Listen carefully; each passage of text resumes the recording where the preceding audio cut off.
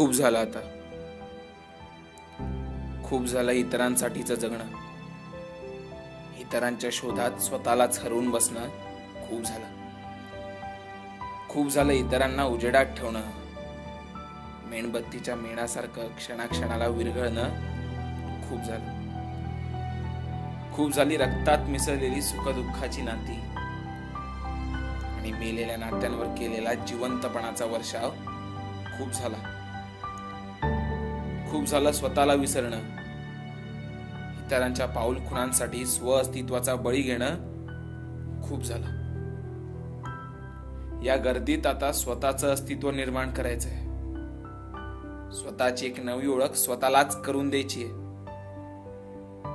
दुःखाळलेली नाती पाठ सोडत नाही कोणत्याच परिस्थितीत. उलट हृदयाचे डोळे बनून ते घर करू लागतात आपल्याच आठवणीत. पण माणूस आता इतरांच्या दुनियेत इतरांसाठी जगता जगता स्वतःला वेळ देणं विसरून गेलाय. आता इथे माझं कोण आणि मी कोणाचा हे ओळखण्यातच जास्त वेळ जातो. तिची वाट पाहताना संध्याकाळ नंतर सावलीही माझी साथ सोडायची आणि तिरडीला देणारे खांदेही वेळेवेळेने बदलायचे. मग इथे कोणी कसं आपलं असू शकतं. खरं तर किचकट झालीयत आता जगण्याची सुटसुटीत गणिते आणि अवघड परिस्थितीत मिळतात नेहमीच्याच बहाण्यांची उत्तरे.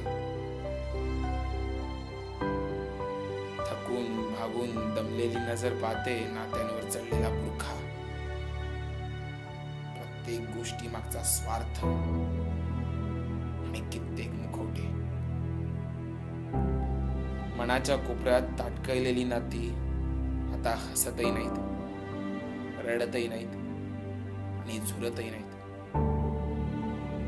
असो, पण मी आता स्वतः निघालोय स्वतःच्या शोधात. स्वतःकडून स्वतःपर्यंत.